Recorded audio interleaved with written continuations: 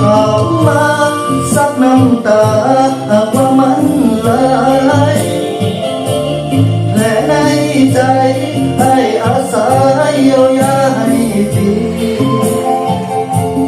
สุดลงไหลข้างหัวใจผู้ชายคนนี้หักบ่ดีทิ้งมันไว้หรือไปได้บ่เมื่อยกับพอรอเฮ็ดหยังความหวังว่างเปล่า